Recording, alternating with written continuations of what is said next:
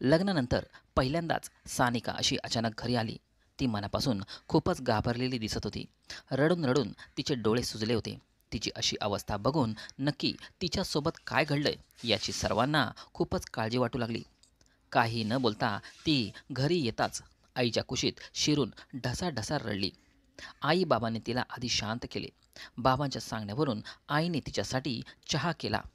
सानिका नक्कीच अडचणीत आहे, पण नक्की काय झालंय ते ती जरा शांत झाली की नीट विचारू म्हणत बाबांनी आईला जरा वेळ सानिकाला काहीच प्रश्न विचारू नकोस असंही सांगितलं. सानिका अजूनही रडतच होती. बाबा तिच्या पाठीवर हात फिरवत तिला शांत करण्याचा प्रयत्न करत होते.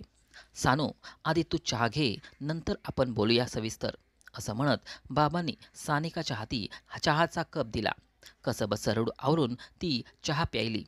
आई बाबा पुढे काही बोलण्याआधी ती म्हणाली, आई बाबा, आपली फसवणूक केली आहे.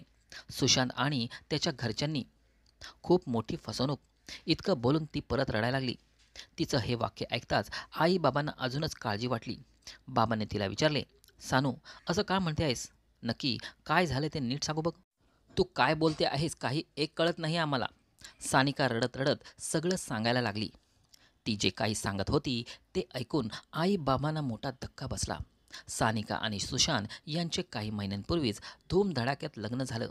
दोघांचंही अरेंज मॅरेज. सानिका जरा काळी सावळी असली तरी नाकी डोळी तरतरीत, उंच सडपातळ बांधा, स्वभावाने जरा लाजाळू, अबोल, सहनशील. भावंडांमध्ये लहान असल्याने सगळ्यांची लाडकी होती. मोठा भाऊ नोकरीनिमित्त दुसऱ्या शहरात राहायचा. सानिकाचा पदवी अभ्यासक्रम पूर्ण झाला तसेच सुशांतचे स्थळ आले. सुशांत सरकारी नोकरीत कामाला, दिसायला राजबिंडा, घारे डोळे, उंचपुरा, पिळदार शरीर यष्टी. सानिकाला बघताच त्याने तिला पसंत केले. दोघांचे लग्न ठरल्यावर महिन्याभरातच लग्न आटोपले. त्यामुळे दोघांना बोलायला भेटायला, एकमेकांविषयी जाणून घ्यायला फार कमी वेळ मिळाला. वरवर पाहता सगळं छान वाटत होतं. त्यामुळे कोणालाही काही संशय मनात येणे शक्यच नव्हते. शिवाय सुशांतच्या कुटुंबाविषयी सगळ्यांनी चांगलंच सांगितलं होतं. लग्न होऊन सानिका सासरी गेली आणि आईबाबांना घर अगदी खायला उठू लागलं. इकडे सानिकासुद्धा नवीन घरात रुळण्याचा प्रयत्न करत होती. लग्न म्हटलं की प्रेम, उत्साह, रोमांचक अनुभव. पण इथे सानिकाच्या बाबतीत भलतेच काय झाले. लग्नाच्या पहिल्या रात्री सानिका कितीतरी वेळ सुशांतची वाट बघत राहिली, पण तो आलाच नाही. शेवटी त्याची वाट बघत सानिका झोपी गेली. दुसऱ्या दिवशी सकाळी सुशांत खोलीत आला. सानिका लाजतच त्याला म्हणाली, रात्री बराच वेळ वाट बघितली मी तुमची. त्यावर तो इतकंच बोलला, सानिका, अगं काल मित्रांनी मला सोडलंच नाही. त्यांनी माझ्यासाठी पार्टी ठेवली होती. जरा वेळ जाऊन परत येऊ असा विचार करून गेलो, पण नाहीच जमलं यायला. मुळात येऊच दिले नाही मला. असो, आपल्याला अख्खं आयुष्य आहे सोबत घालवायला. तूही दमली असणार ना लग्नाच्या धावपळीत. सुशांत अगदी सहज असं बोलून गेला. पहिल्या रात्रीपेक्षा मित्रांसोबत पार्टी कशी महत्त्वाची वाटू शकते असं तिच्या मनात आले सुद्धा. पण लग्न इतक्या गडबडीत झालंय की दोघांना आधी समजून घ्यायला वेळ मिळावा आणि नंतर सगळ्या गोष्टींचा विचार, असं तिलाही वाटलं होतं. आणि म्हणूनच त्याचं बोलणं ऐकून सानिकाला जरा विचित्र वाटत असलं तरी यामागे काही वेगळं कारण असेल असा विचार तिला जराही मनात आला नाही. फ्रेश होऊन ती रूमच्या बाहेर आली. मोठे धीर, जाऊ, सासू सासरे सगळ्यांसोबत तिने चहा नाश्ता घेतला. सुशांतसुद्धा जरा फ्रेश होऊन त्यांच्या नाश्त्यासाठी त्यांच्यासोबत येऊन बसला. जाऊबाईंनी हळूच सानिकाला विचारले, काय मग, कशी होती पहिली रात्र? काही त्रास तर होत नाही ना? काही वाटत असेल तर बिंदास सांग. मोठ्या बहिणीप्रमाणे आहे मी तुला. जाऊबाईंच्या अशा प्रेमळ बोलण्याने सानिकाला बरं वाटलं. तिला मनातून सांगावंसं वाटत होतं की काल रात्री सुशांत खोलीत आलाच नाही, पण अजून दोघींची फार काही ओळख झाली नसल्याने त्यांच्या बोलण्यावर सानिका फक्त हसली. सानिका आणि सुशांत यांचं नातं प्रेमाने भरेल की नाही? सुशांत सानिकापासून काही लपवत तर नाही ना? सानिका माहेरी निघून आल्यावर आईबाबांना म्हणाली की सुशांतने तिच्या घरच्यांची फसवणूक केली आहे. हे सगळं नक्की काय आहे? फसवणूक नक्की कशाबद्दल? हे सगळं जाणून घेऊया त्यासाठी व्हिडिओ पूर्ण बघा आणि चॅनलला सर्वांनी सबस्क्राईब नक्की करा. सानिकाला सासरी जाऊबाई जरा जवळच्या वाटू लागल्या. त्यांच्याशी ती मोकळेपणाने बोलू शकत होती. सासूबाई सासरे तर त्यांच्याच दिनचर्येत व्यस्त असायचे. सानिकाच्या मनात मात्र सुशांतविषयी अनेक प्रश्न निर्माण होत होते. लग्नाला 2 आठवडे होत आले तरी नवरा म्हणून त्याने तिला अजूनही जवळ घेतले नव्हते. सध्या खूप काम आहेत, तेव्हा काही दिवस मी तुला शक्य तितका वेळ देऊ शकत नाही, पण तू वाईट वाटून घेऊ नकोस. असतील त्याला जरा काही दिवस गेले की देईल तो तुला वेळ. सानिकाला मात्र हे सगळं खूप विचित्र वाटत होतं. तिने याविषयी जाऊबाईला सुद्धा बोलून दाखवलं. त्यावर त्या म्हणाल्या, खरं सांगू का सानिका, सुशांत आधीपासूनच घरात फारसा नसतो. त्याचे मित्र आणि जो असंच होतं त्याचं लग्नापूर्वीसुद्धा. मला वाटलं लग्नानंतर तरी घरात थांबेल, पण आताही असंच दिसतंय. तू एक काम कर, त्याला सांग सुट्टी असली की एक दिवस तरी तुला वेळ द्यावा म्हणून. तुम्ही बोला एकमेकांशी याविषयी स्पष्टपणे. ते ऐकताच सानिकाला अजूनच विचित्र वाटू लागले.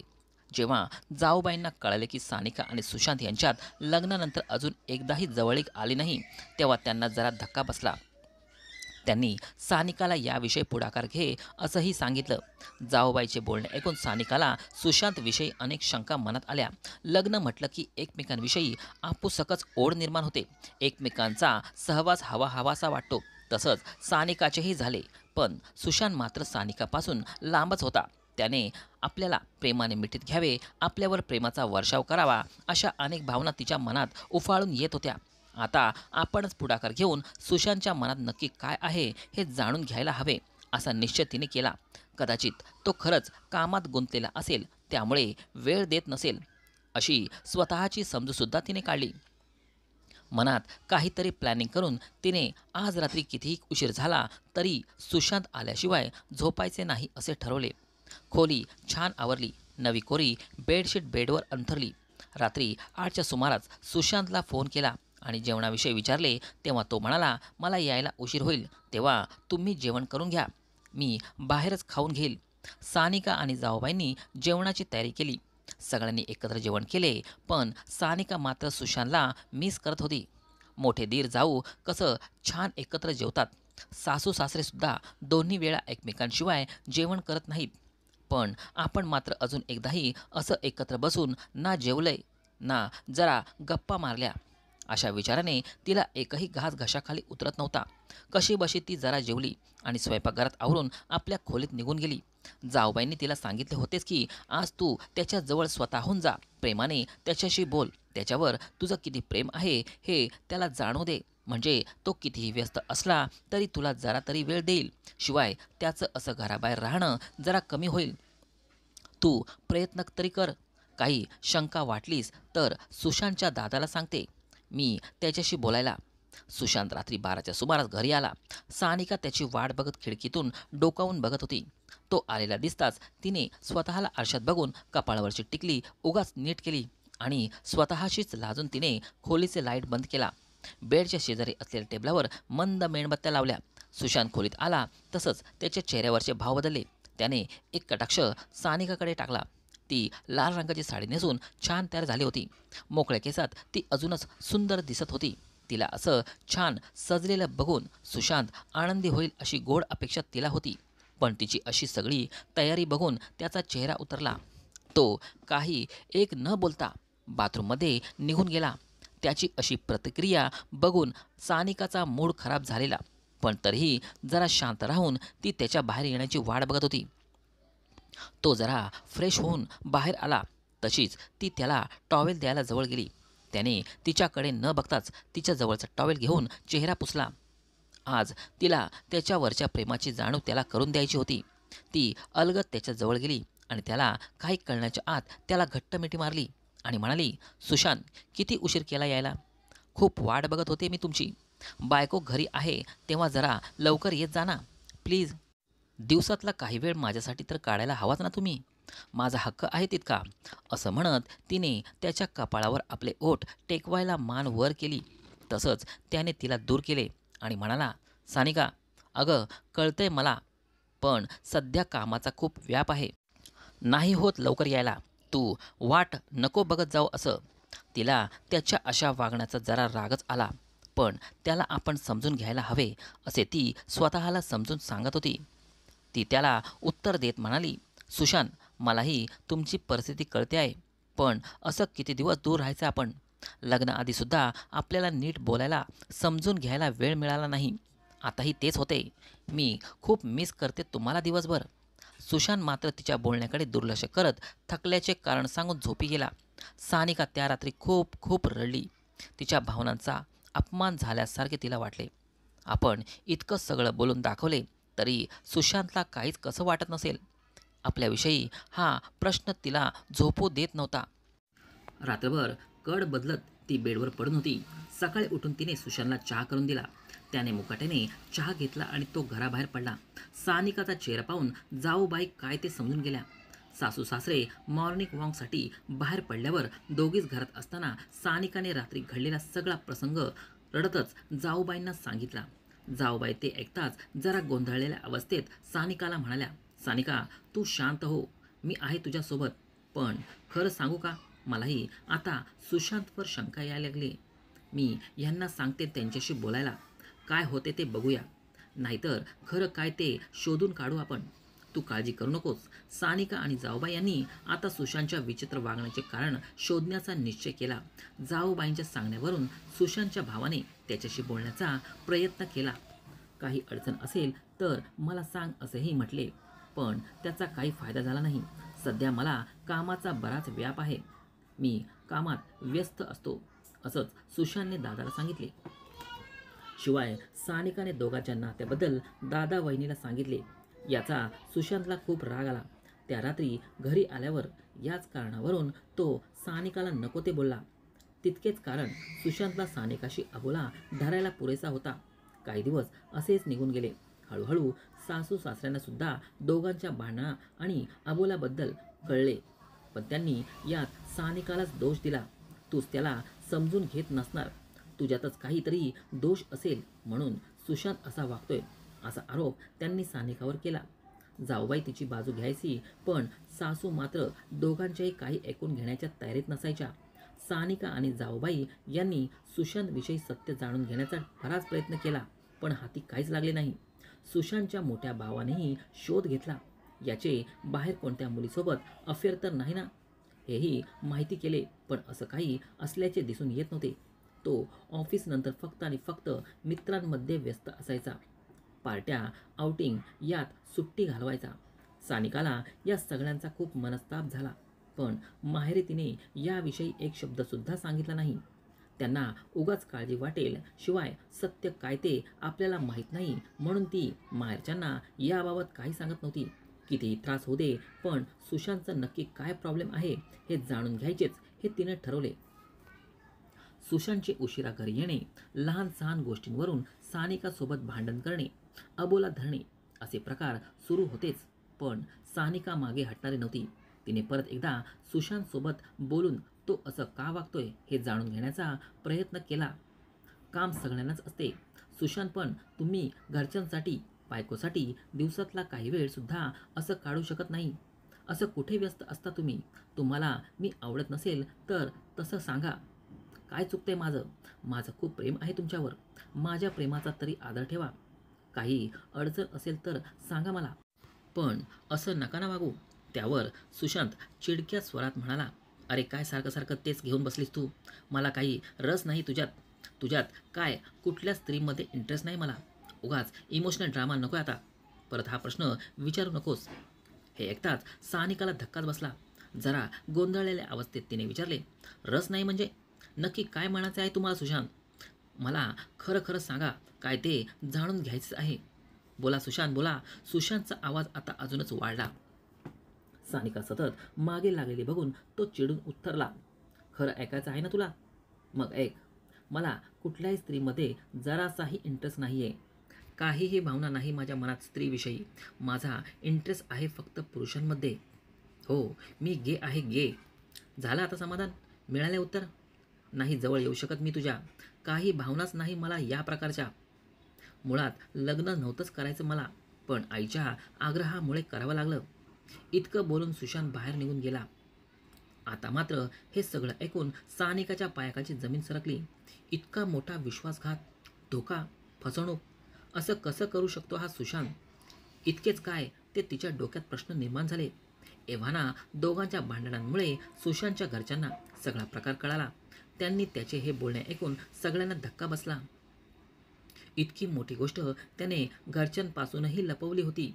आता सानिका आपल्या मुलाची बदनामी करणार म्हणून सुशांतच्या आईने आपल्या मुलाला पाठीशी घालत सानिकाला उलट बोलायला सुरुवात केली.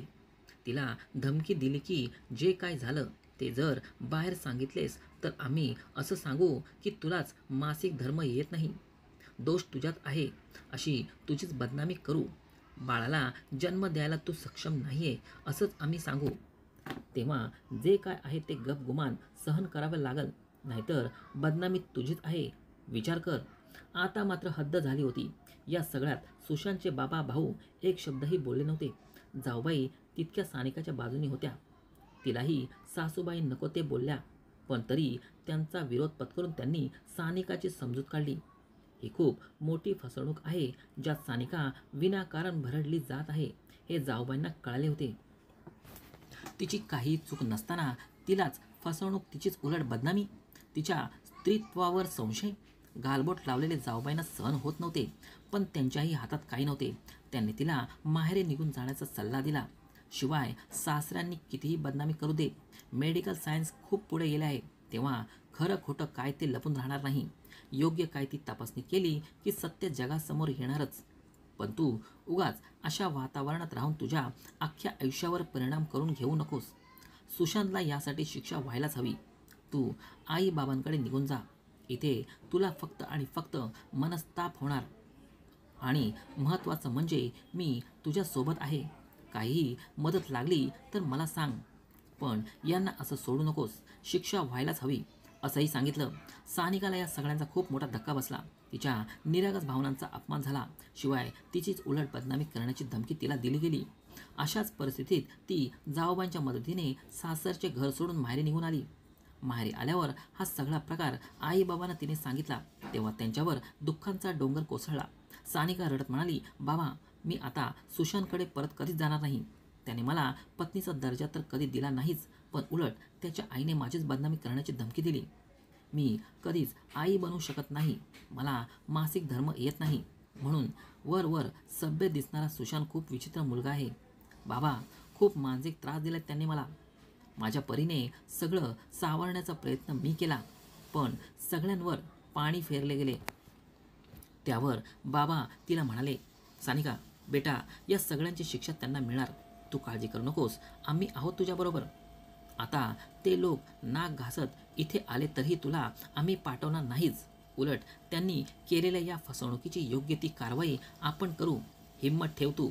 या सगळ्यात सानिका मानसिकरित्या खूप दुखावली गेली, पण आईबाबांच्या मदतीने सुशांतला धडा शिकवण्यासाठी ती सज्ज झाली. सानिकाने घटस्फोटाचा निर्णय घेतला. सोबतच सुशांतच्या घरच्यांनी जे काही आरोप तिच्यावर केले, जी काही फसवणूक केली, याची केस कोर्टात सुरू झाली.